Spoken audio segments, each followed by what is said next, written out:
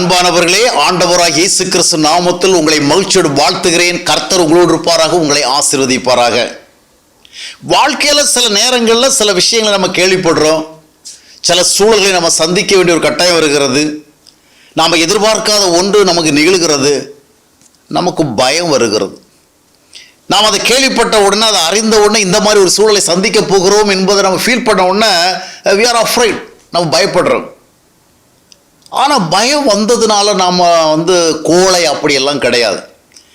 நம்ம எவ்வளோ ஸ்பிரிச்சுவலாக இருந்தாலும் வாழ்க்கையில் சில சூழல் வந்த உடனே அப்படியே ஹஹன்னு நம்ம சிரிச்சிட்டு இருக்க மாட்டோம்.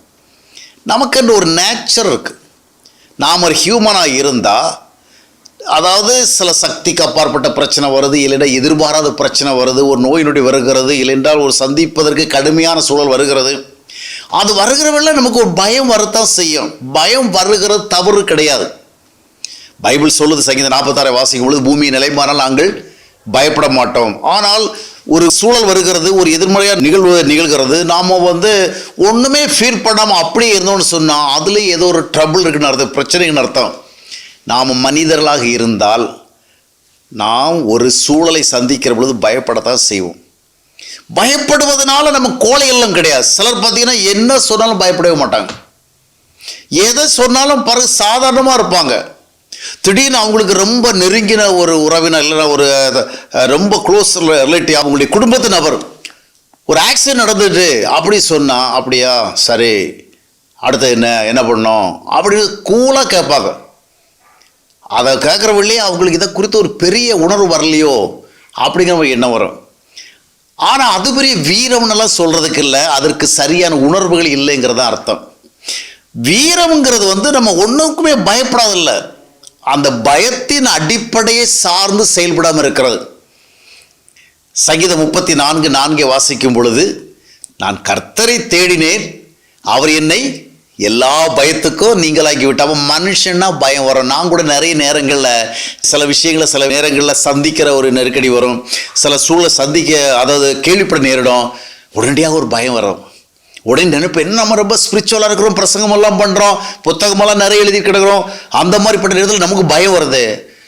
மனுஷனுக்கு பய உணர்வு என்ற ஒன்றே ஆண்டவர் கொடுத்துருக்குறோம். அந்த பய உணர்வு இல்லாமலும் போனாலும் பிரச்சனை. பயம் வேணும்.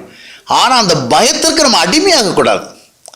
பயம் வருகிறதா, அப்போ நம்ம we feel weak. அப்போ ஆண்டவர்கிட்ட பேசுகிறோம், ஆண்டவரே மனசில் ரொம்ப கொஞ்சம் பதட்டமாக இருக்குது, கலக்கமாக இருக்குது அப்படின்னு சொல்லிட்டு நம்ம ஆண்டவர்கிட்ட பேசும் பொழுது ஆண்டவர் நம்முடைய இருதயத்தை திடப்படுத்துவார். சில நேரங்களில் சில சூழலை சந்திக்கிற வேளை ஒரு எக்ஸ்ட்ராடனரியாக நமக்கு ஆண்டவர் அந்த சூழலை சந்திக்கிற ஒரு ஆற்றலை கொடுக்கறது தெரியும். அதற்காக நமக்கு எதை குறித்தும் பயமே வராது. என்ன நடந்தாலும் நம்ம அப்படியே நார்மலாக இருப்போம் அப்படின்னு கிடையாது. பயம் வரும். கர்த்தருடைய சமூகத்தில் நம்ம பேசுகிற பொழுது, பகிர்ந்து கொள்கிற பொழுது அந்த பயம் எங்கோ. பூமியே நிலை மாறினாலும் நாங்கள் பயப்பட மாட்டோம்னு சொல்கிறது என்ன அர்த்தம்னா, என்ன நடந்தாலும் நம்ம கல்லை போல் இருந்து கொண்டிருப்போம், என்ன நடந்தாலும் சிங்கத்தை போல் நின்று கொண்டிருப்போம். இல்லை, போர் வீரன் கூட ஒரு யுத்த சூழல்களை பார்த்து அவனுக்குள்ள ஒரு பய உணர்வு வரும். ஆனால் அவன் எதிர்கொள்வதற்கு என்ன செய்வான், ஆற்றல் உள்ளவனாக இருப்பான். அந்த பயத்தை மேற்கொள்ள ஆற்றல் உள்ளவனாக இருப்பான். எனவே பயம் வருகிறதுனால கோழையும் கிடையாது, எதற்குமே பயப்பட மாட்டான், அஞ்சா நெஞ்சன் அப்படி சொல்லுகிறதுனால நம்ம வீரனும் கிடையாது. தேவையான பயம் நம்மிடத்தில் இருக்கிறது தவறானதல்ல. ஆனால் பயத்துக்கு அடிமையாகாதபடிக்கு கர்த்தரோடு நம்முடைய ஐக்கியத்தை அதிகமாக்கி கொண்டு, எது நம்மை பயப்படுத்துகிறதோ, எது நம்மை கலங்க வைக்கிறதோ அதை என்ன செய்யணும், ஆண்டவர்கிட்ட சொல்ல வேண்டும். சவுல் பார்த்து பயந்து அப்படி உட்கார்ந்துட்டார். ஆனால் தாவீது எதிர்கொண்டான். ஏனென்றால் கர்த்தரை சார்ந்து அந்த பயத்தை மேற்கொண்டு தைரியமாக சென்ன வெற்றி பெற்றான்.